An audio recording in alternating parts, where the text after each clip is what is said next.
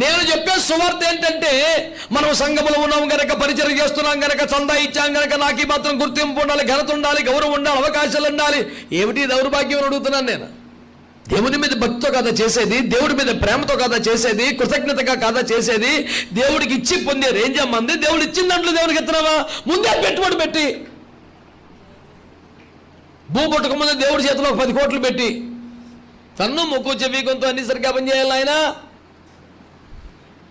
ఏమన్నాడు యేసు బైబిల్లో? ఆయనకి ఇచ్చి మరలా ఆయన వద్ద పొందేది ఎవడో, ఆయన ఇచ్చిన దాంట్లోనే కదా మనం బతుకుతున్నాం. ఇదేగా చెప్పారు. మాట్లాడేంటండి?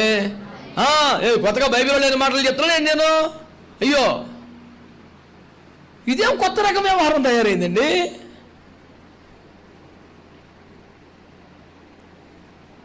వీడు ఇచ్చిన 500 రూపాయలకి 5 సార్లు మైకులో చెప్పాలి, బ్రదర్ గారు 500 రూపాయలు ఇచ్చారండి.